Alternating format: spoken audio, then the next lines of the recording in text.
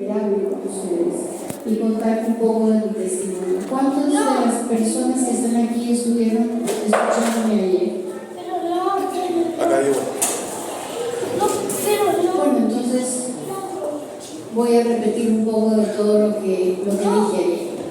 Pero antes quiero decirles, el ser vulnerable es la gran posibilidad de ser herido. Por eso muchos de nosotros no queremos ser vulnerables. Y esa vulnerabilidad también puede generar ansiedad. Y como tengo tan pocos minutos, porque nos tenemos que compartir el tiempo con mi amiga, voy a leer lo que es ansiedad. Ansiedad no es un defecto ni una debilidad. Nos preocupamos porque nos importa. Cuando tú te preocupas por alguien es porque realmente te importa. Y esa es una ansiedad sana. Tenemos ansiedades que nos pueden enfermar, pero también ansiedades que realmente te impulsan a que compartas y ayudes a otros. Debemos ser capaces de enfrentar nuestras preocupaciones y miedos y en el proceso crear una mentalidad resiliente. Yo he sido resiliente durante muchos años.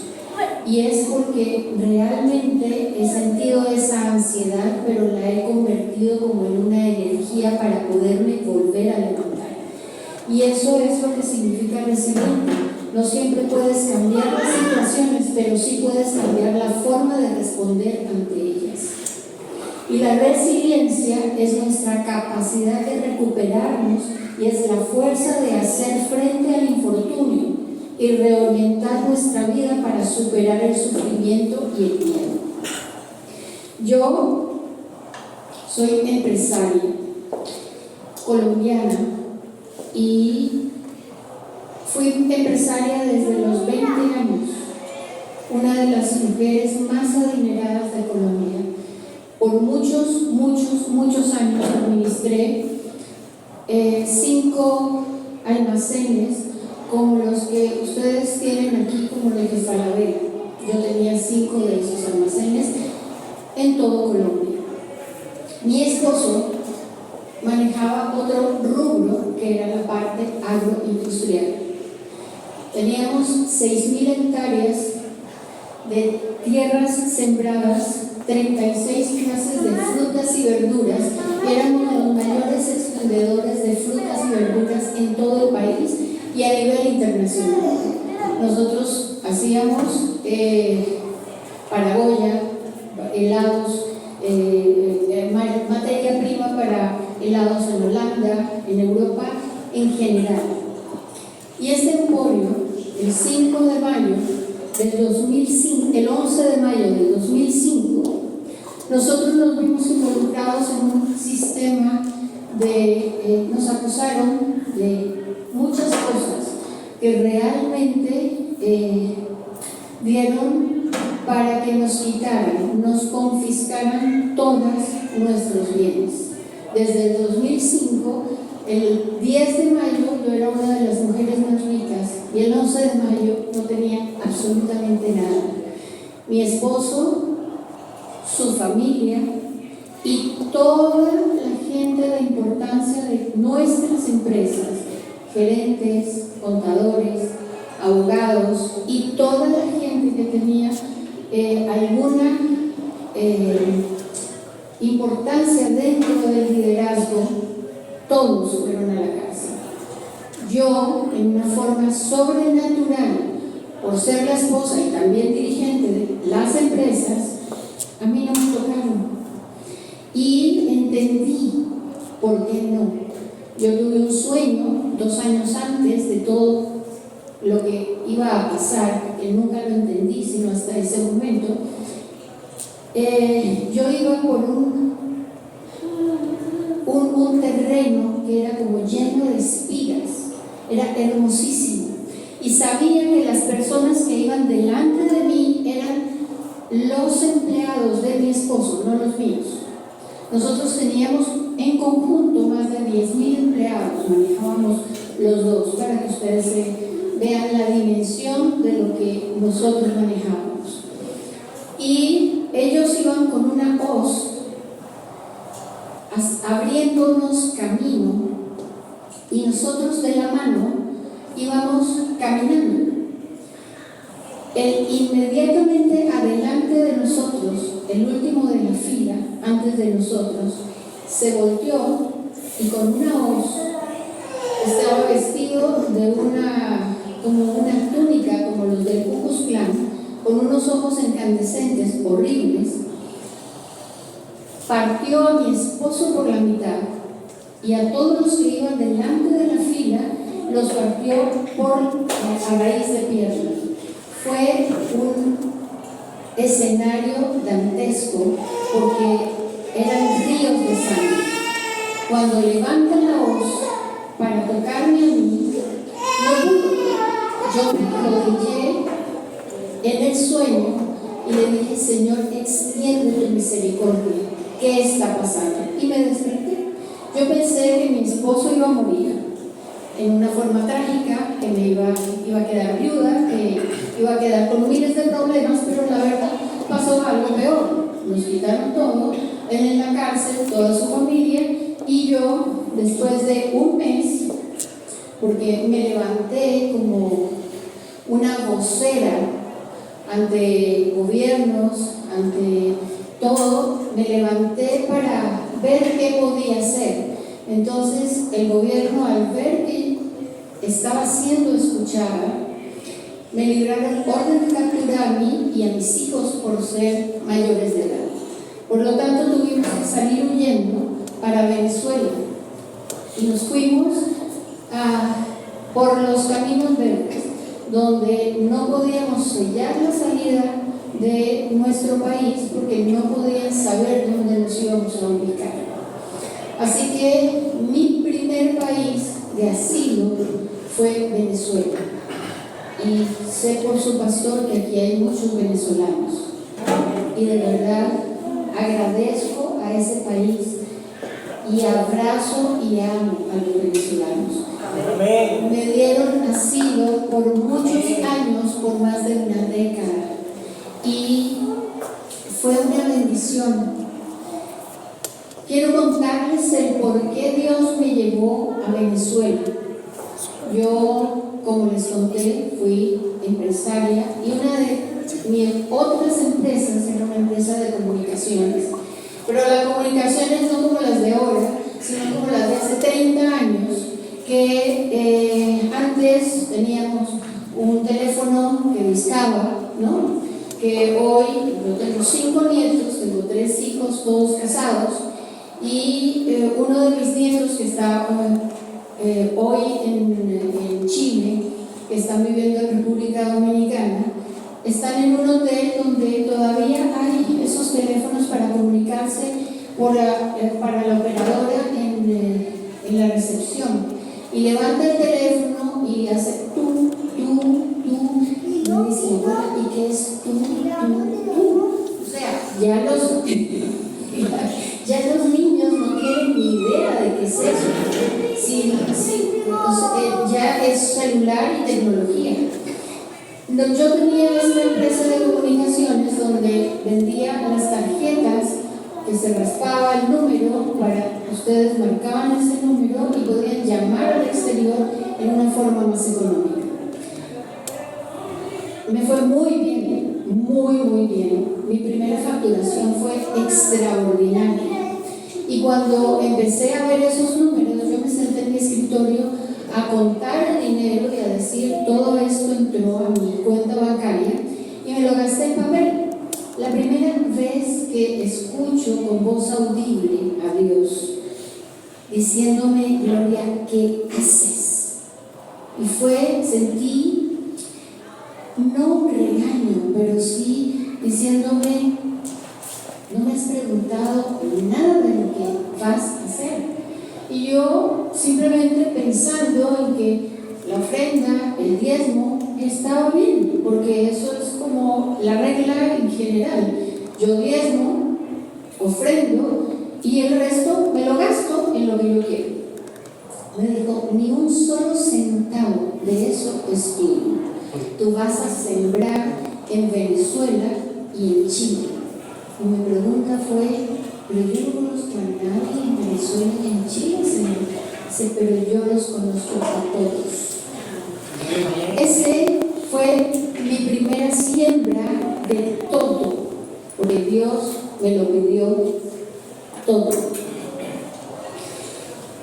Y fue lo mejor que pude hacer, porque Él sabía lo que iba a pasar en el futuro. Él sabía que yo tenía que transitar por estos dos países maravillosos que me han recibido con muchísimo honor. Y he podido resurgir, y he podido volver a ser mi vida. He podido ver mi familia crecer, mis hijos multiplicarse y ser realmente unos verdaderos hijos de Dios. Después de haber sembrado, porque yo manejaba un ministerio que es para empresarios con un hombre de Guatemala que se llama Enrique Escobar. Nosotros predicábamos de una manera muy simple, muy sencilla, para gente que realmente no iba a ir a una iglesia, empresarios que no iban a ir por nada del mundo y menos hace 30 años, donde los evangélicos definitivamente nada que ver, porque era para gente de escasos recursos. Nosotros hacíamos reuniones en hoteles, dábamos desayunos o almuerzos, y esa era la estrategia, era como el gancho de una reunión ejecutiva con un hombre empresario, porque él era empresario guatemalteco, dueño de hoteles y de restaurantes. Por lo tanto, no estábamos diciendo ninguna mentira, pero simplemente él contaba su testimonio de cómo había hecho el dinero y cómo Dios le había dado todo lo que él tenía. Así que de esa manera predicábamos. Y yo sembré en esta nación hace 30 años, donde muchos árabes en Santiago, en el estadio árabe, recibieron más de 700 árabes al Señor. En el Hotel Carrera, que no sé si existe, pero era un hotel hermoso al lado de la Moneda, donde muchos ministros y gente que trabajaba en la Moneda recibieron a Cristo. Así que yo sé que no es que yo haya cambiado y Dios haya cambiado vidas, cambió mi vida. Porque yo sembré en esta nación, y por haber sembrado en esta nación, Dios me produjo vida y me ha dado herramientas para poder surgir, no solamente en Venezuela, sino aquí en esta nación. Amén. Con gente que jamás conocí.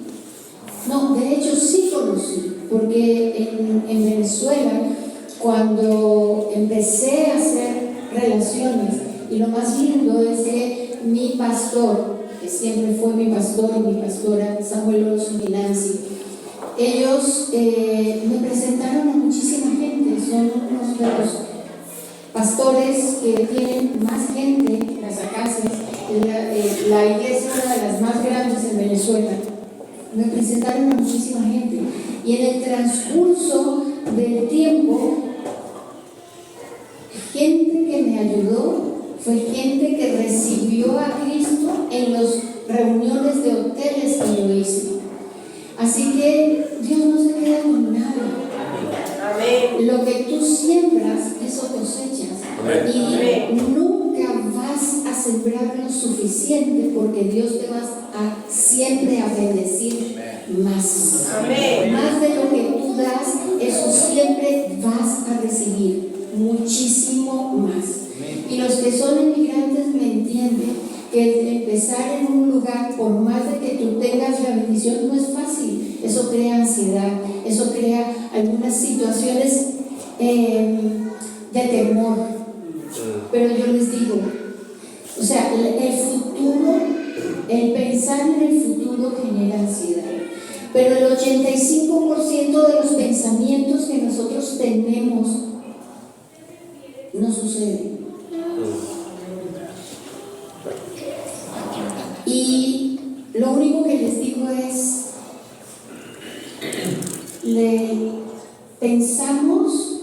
siempre dice, es que Dios tiene el control. No, Dios gobierna. Dios no tiene el control.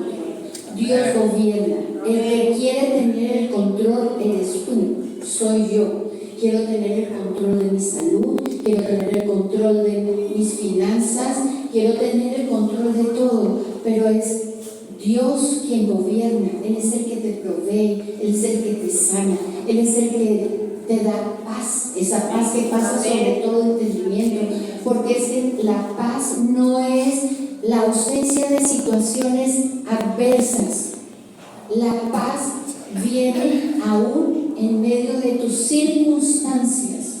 Y algo que Dios me dio en un sueño, que iba en una barca enorme y yo en el sueño pensaba que era así como se sentía en el arca de Noé, porque era un mar enfurecido. Íbamos mis dos hijos menores y yo, porque mi hija mayor, cuando pasó todo eso, ella vivía en España y de hecho no la vi en 9 años, porque yo, de todo esto que me acusaron, de hecho me defendió un abogado de oficio, un abogado designado por el gobierno, porque a mí no me dejaron dinero.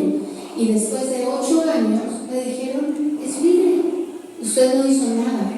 Pero después de 8 años de estar escondida, después de 8 años de huir, de tener una ansiedad tal que hasta me produjo un cáncer en el estómago, pero Dios me sanó de eso también.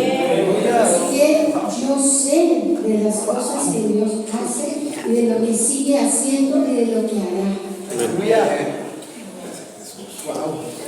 Dios también me ayudó a educar a mis hijos. Mis matemáticas no dan. Lo pagué colegio, universidad, en las mejores universidades de Caracas, que es la metropolitana, si ustedes la conocen, es donde estudian la gente que tiene dinero. Yo no tenía dinero, he tenido el estatus, sí, pero Dios nunca dejó que mis hijos bajaran de nivel. Se educaron en las mejores universidades, hicieron 2 carreras, hicieron especialización, diplomado, hoy están casados.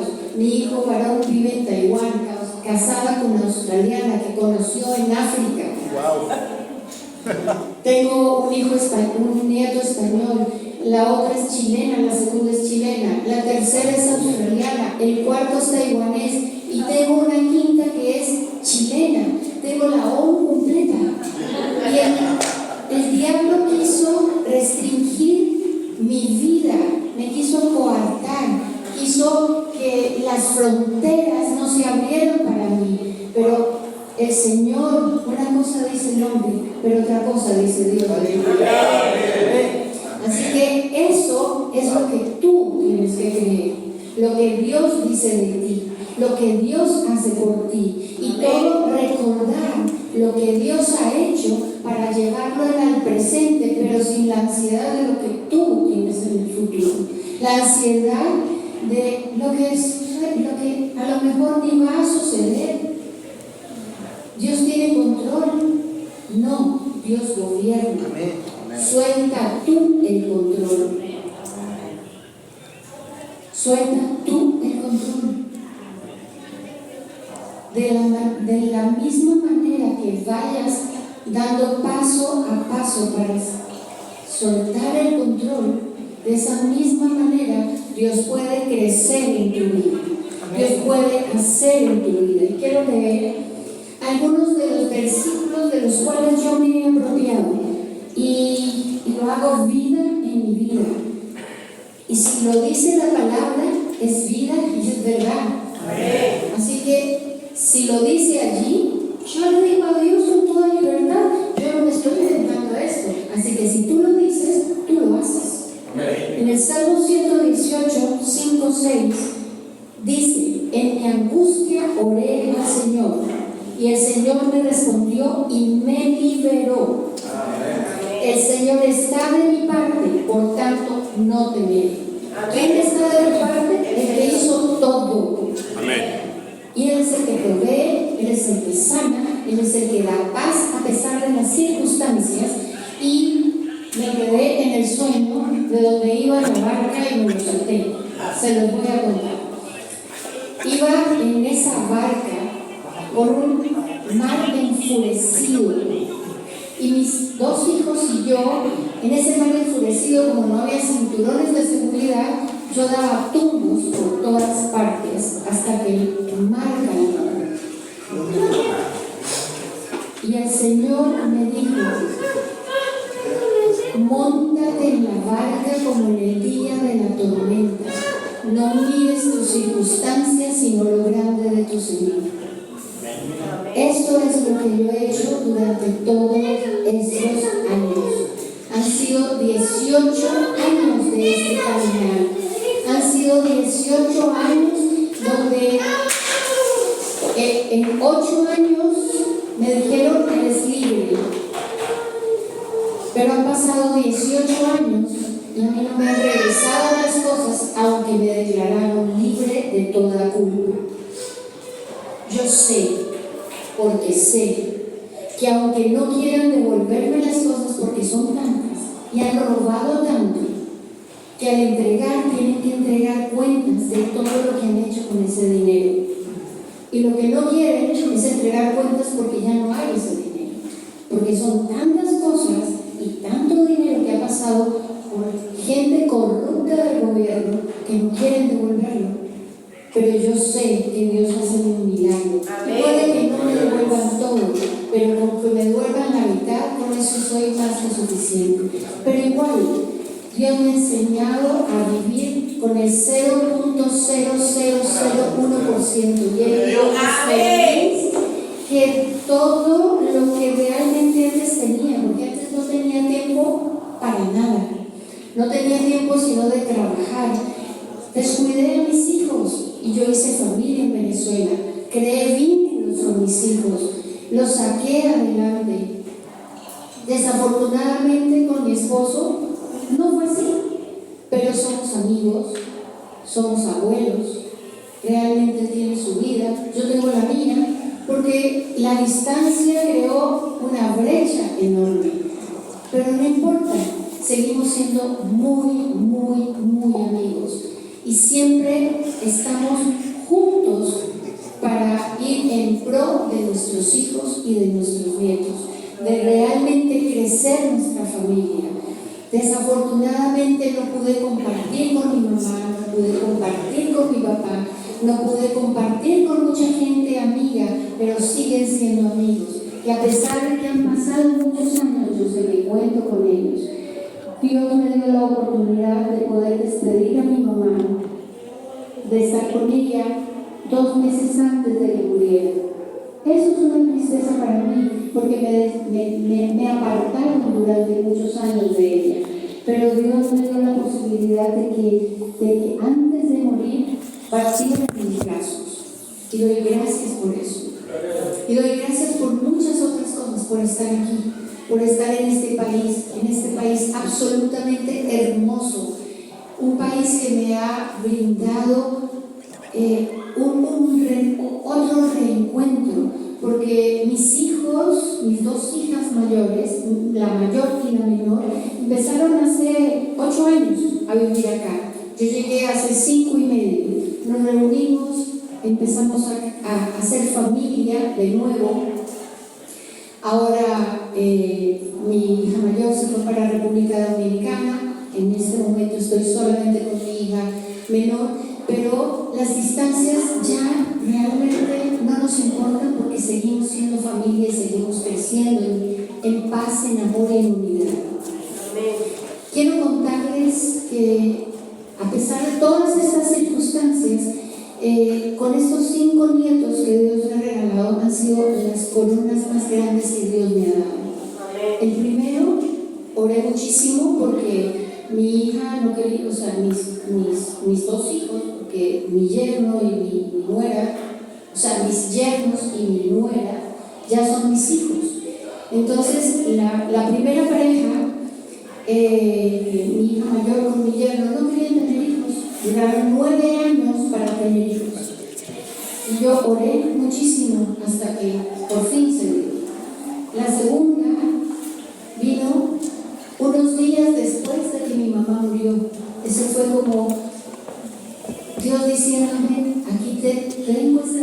tu mamá está conmigo, aquí hay un refrigerio en tu corazón. Un día antes del primer año de muerta de mi mamá, nace mi tercera nieta. Es como diciéndome, tranquila, tu mamá está conmigo, aquí te envío otro regalo. El cuarto nieto nació el día del cumpleaños de mi mamá. Así que digo, Dios, gracias. Y la quinta nieta nace cuando mis dos nietos, después de haber compartido tanto tiempo, se van para República Dominicana. Entonces, ese vacío que deja el haber compartido tanto tiempo con mis nietos, llega esta quinta nieta que ha llenado mi corazón. Así que yo los animo a que no miren las cosas negativas, sino todo lo lindo y hermoso que hace todos los días el Señor. Amén. Amén. Amén. Amén. Y le paso ya el micrófono a mi amiga.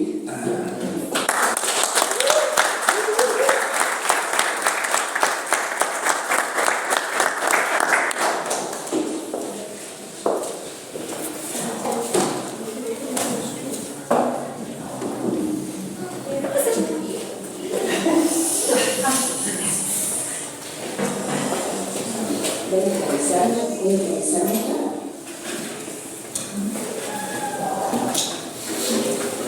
Bueno, ya algunos saben, mi nombre es Jess y así como amiga soy de la Línea de las Condes, soy líder pastoral y estamos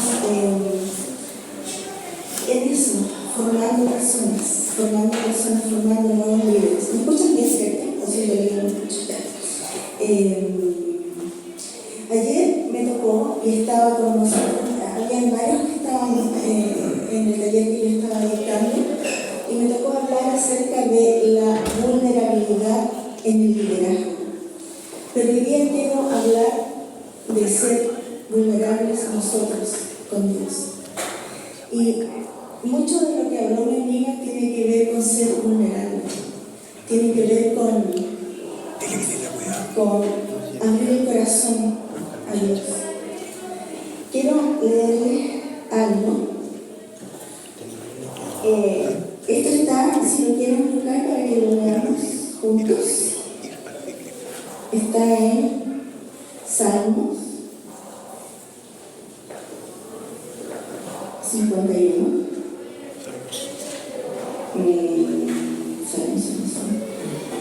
Quiero decirles también que la presencia de Dios está acá. Amén. Desde que entré, tú me diste un abrazo. Y sabes que sentí que era Dios mismo recibiendo. Amén. A un lugar donde vengo por primera vez, es como darme la bienvenida. Y he sentido con el abrazo de cada uno de ustedes que el Espíritu Santo está acá. Amén. Yo miraba las paredes y decía, esto es un colegio, pero no importa nada que sea un colegio. Este lugar es casa de Dios. Amén. Este lugar es casa de Dios. Y eso me rompe, me conmueve. Y ya me estoy haciendo vulnerable. Así que vamos. Salmo, dije 51. Sí. Ya, dije 51. Y vamos acá. Vamos. Ten misericordia de mí, oh Dios, debido a tu amor inagotable, a causa de tu gran compasión. Borra la mancha de mis pecados. Lávame de la culpa hasta que quede limpio. Purifícame de mis pecados, pues reconozco mis rebeliones. Día y noche me persiguen. Contra ti, y solo contra ti he pecado. He hecho lo que es malo ante tus ojos. Quedará demostrado que tienes razón en lo que dices y que tu juicio contra mí es justo, pues yo soy pecador de nacimiento. Así es desde el momento en que me concibió mi madre. Pero tú deseas honradez desde el vientre y aún allí me enseñas sabiduría. Purifícame de mis pecados y quedaré limpio. Lávame y quedaré más blanco que la nieve. Devuélveme la alegría. Deja que me goce ahora que me has quebrantado. No sigas mirando mis pecados, quita la mancha de mi culpa. Crea en mí, oh Dios, un limpio corazón, un corazón limpio, y renueva mi espíritu fiel dentro de mí. Hasta ahí. El contexto de este salmo es después de que había sido ya coronado rey, David, él tendría que haber ido a la guerra, pero sus líderes, para protegerlo, le dijeron: no, quédate en palacio. Bueno, él se quedó y empezó a deambular por el palacio, y fue a uno de los balcones y vio una mujer. Bueno, y ustedes saben todo lo que pasó. En ese contexto, no se sabe exactamente cuánto tiempo pasó entre que él pecó y vino el profeta Natán. El profeta Natán fue enviado por Dios. Ustedes saben que en ese tiempo el Espíritu Santo no estaba como está ahora, que habita en nosotros. Solamente iba a profetas en circunstancias especiales y le daba un mensaje al profeta para que ese profeta se lo diera a una persona. Entonces vino el Espíritu Santo de Dios sobre Natán y lo envió a hablar con David. Y le habló acerca de el dueño de un corderito y acerca del dueño de mucho. Y bueno, se enfureció con esa parábola, digamos. David le dijo: ¿quién es ese hombre? Mátalo. Y el profeta le dijo: ese eres tú. El corazón de David fue tan roto por el peso del pecado, por el peso de la culpa, que él escribió ese salmo. ¿Sabes? Cuando escuchamos la voz de Dios, dejamos que la voz de Dios haga algo profundo en el corazón, ¿saben? Produce eso, produce un canto a Dios triste, doloroso, pero de arrepentimiento. Él fue vulnerable porque él reconoció que se había equivocado, que había pecado. Y ni le cuento la cantidad de pecados: mentira, adulterio, asesinato, montones, o sea, la seguidilla de pecados. Pero ¿qué es lo que hacía diferente a este hombre? Su vulnerabilidad ante Dios. Él podía ir, arrodillarse, incluso ponerse de guante en la presencia de Dios y decir: yo soy pecador, yo he pecado, te he ofendido a ti y solo a ti. He dañado tu corazón, ven y límpiame y déjame más blanco que la miel. ¿Saben? El ser vulnerables ante Dios, dejar que el Espíritu Santo obre en tu vida, va a provocar cambios. ¿Qué cambios vemos que provocó la palabra de Dios en la vida? Arrepentimiento. ¿Qué provocó? Provocó que la culpa, el peso de la culpa, fuera depositado, en nuestro caso ahora en Jesús. ¿Qué provoca el dejar que el Espíritu Santo obre? Te haces vulnerable, el Espíritu Santo obra y aparecen frutos en tu vida. ¿Sabes? Nosotros somos los primeros en pedirle al Espíritu Santo que obre. No podemos echarle la culpa al problema, no podemos echarle la culpa a nadie más que a nosotros, a la dureza de nuestro corazón. Y ser vulnerables es exactamente lo contrario. Vulnerable es ser accesibles. Ayer me tocó hablar de ser un líder vulnerable. Un líder vulnerable es un líder que es accesible, que las personas pueden acceder porque tienen confianza. ¿Puedo tener confianza para ir a la presencia de Dios? Amén. Hebreos 4, del 4 al 16, y voy a parafrasear para no leerlo, dice que podemos acercarnos confiadamente al trono de su gracia para alcanzar misericordia. Ese versículo me rompe, porque puedo ir confiada. ¿Qué hay en mí que Dios no sepa? ¿Qué puedo yo decirle que Él pensé en, no sé, cualquier cosa. Se va a asustar, se va a espantar. ¿Saben por qué Él puede ser un sumo sacerdote perfecto? Porque fue hombre y Dios al mismo tiempo. Él es completamente hombre y completamente Dios. ¿Saben qué significa eso? Que te entiende. Que entiende lo que tú sientes, que entiende tus dolores, que entiende que no tienes ganas, que estás cansado, que de nuevo tienes que ir a lo mismo cuando no tienes ganas de nada.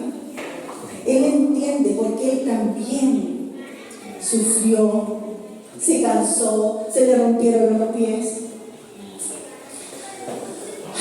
¿Sabes lo que pasó cuando Él estaba en la cruz? Le arrancaron la barba.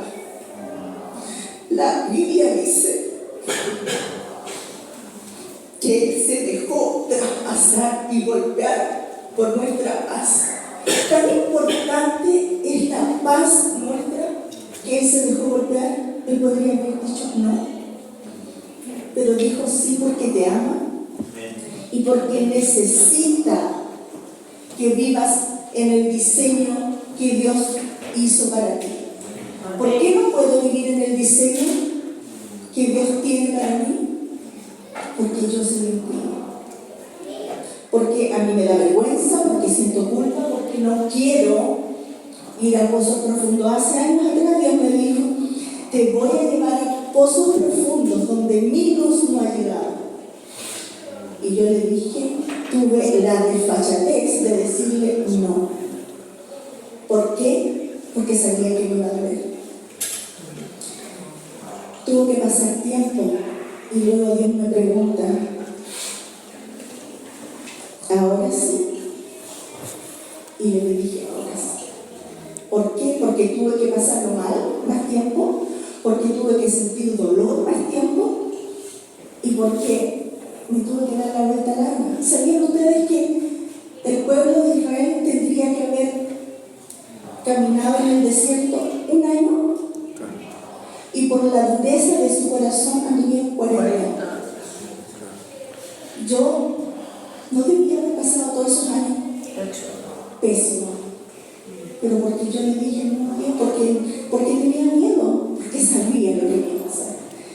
Pero cuando Dios me dijo, te voy a llevar, esa parte no la entendí. Te voy a llevar. No me dijo, te voy a mandar. Me dijo, te voy a llevar. ¿Y qué me puede pasar si Él va conmigo? Si Él está conmigo, ¿qué contra mí? ¿Qué puede pasar si Él me lleva de la mano? Amén. Que me caigo y me levanta, voy de su mano. Amén. Cuando me di cuenta de eso me sentí de verdad una estúpida. Porque lo va a hacer eso. ¿Con quién hablaba ayer? Hablaba con una así que me decía que el peor año de su vida fue el 2016 y el peor de mi vida fue el 2015. Pero, ¿saben? El ser vulnerable, incluso haberle dicho no a Dios también fue ser vulnerable. Él sabía que le iba a decir no, que no sabe. ¿Saben? Dios está por sobre el tiempo. Amén. Él puede hablar contigo cuando tienes 5 años, 10, 15, 32 y 80 al mismo tiempo. Es como multiconversación con un lobito al mismo tiempo con Dios. Entonces Él sabe qué va a pasar en tu vida. Él no necesita probarte. O sea, si Dios no sabe, voy a ver qué pasa, voy a probar. No necesita. Él es tan bueno, tan dulce que no necesita probarte para saber cómo vas a reaccionar frente a una situación. Esa prueba es para ti, para que tú conozcas tu corazón, para que tú sepas qué hay ahí, porque ni tú mismo sabes lo que hay ahí dentro. Y cuando yo le dije no a Dios, me di cuenta que lo que había ahí era miedo, que lo que había ahí era temor. Y cuando uno se siente vulnerable, tiene miedo. Pero cuando pone esa vulnerabilidad, como lo hizo David, ahí, en la presencia de Dios, la vulnerabilidad se transforma en fortaleza. Amén. Amén. Cuando yo pongo mi debilidad ahí en la presencia de Dios, me levanto renovada. Yo quiero vivir en el diseño de Dios, Amén. porque es lo más inteligente, porque es lo que me conviene, porque es lo que Dios quiere para mí. Amén. Yo quiero que otros puedan entender lo que es la vulnerabilidad ante Dios. Ser vulnerable no me hace débil, ser vulnerable me hace todavía más fuerte. Hay que ser bien valiente, ¿no? Para ser vulnerable. ¿Saben quién más fue vulnerable? El más vulnerable delante de todos fue Jesús. Él no estimó su deidad como cosa a la que se aferró, sino que la desechó y se hizo humilde. Ser vulnerable también es ser humilde. Es ser tan humilde que, siendo el creador de la galaxia, del universo, se hizo semejante a uno de nosotros, frágil. Lo hizo solo por amor, porque en Él tenemos ejemplo. Él es nuestro ejemplo a seguir. Y si Él fue vulnerable, ¿por qué yo no debo ser vulnerable? ¿Por qué yo tengo que tener miedo? ¿Por qué yo tengo que esconderme en mis miedos? Bueno, después que decidí, porque esta es mi voluntad, Dios no pasa a llevar mi voluntad. Cuando yo le dije que no, Dios me dijo, bueno, no. Cuando me preguntó de nuevo después de años, que me había dado tiempo y me había ido pésimo, le dije a Dios que sí, me llevó a pozos profundos. ¿Y saben qué? Fui libre. Fui libre porque pude ver que yo no perdonaba. Pude ver que yo no estaba haciendo tan frágil. Pude ver quién era yo y también pude ver cosas que Dios me había dado que yo no las había visto. Entonces, yo quería eso y lo entendí y lo viví. Hace pocos días en mi grupo de conexión llegó un amigo nuestro, o sea, que es parte del grupo. Somos familia en realidad. Y le pregunté, ¿cómo estás? No hice más que preguntarle cuando llegó a las lágrimas. Era un tipo duro. Es un karateca, ex-militar, o sea, que no es un tipo así como fragilito, no.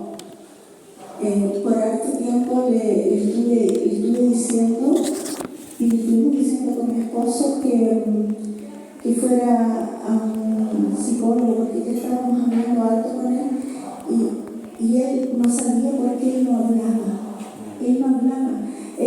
Tú le preguntabas algo, y puede que haya estado preso, pero le decía, estoy bien.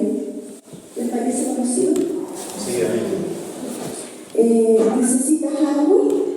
No, estoy bien. Siempre invulnerable. Y cuando le pregunto, llora, ni siquiera me contesta.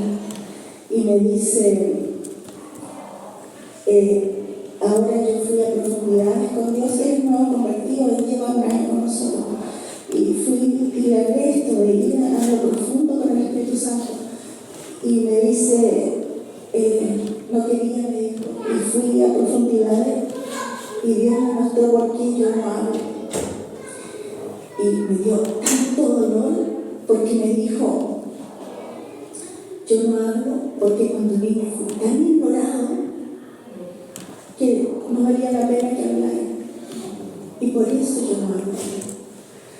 Y me dolió, porque es tanto el daño que hay en nosotros que no nos damos cuenta si no nos muestra el Espíritu Santo. ¿Por qué tenemos miedo de ir con el Espíritu Santo a pozos profundos? Porque van a removerse dolores antiguos. Y en este momento yo sé que hay personas que Dios les está hablando y les está mostrando que hay dolores antiguos en su corazón y que no quieren ver y pasan página. Y después viene el Espíritu Santo y habla de nuevo y pasa página. ¿Saben qué pasa con eso? Que solamente retrasamos el propósito de Dios en nuestras vidas. Y yo no quiero, ya es tiempo. Ya es tiempo de que tomes tu lugar en el reino. Ya es tiempo de que hagas lo que tienes que hacer. Ya es tiempo de que vayas a más. Es una decisión. No es algo que, o sea, si quiero lo tomo, no. Es una decisión valiente en el reino. Ahora, quiero orar. Queremos con mi amiga poder ministrarles a aquellos que Dios les ha hablado, a aquellos que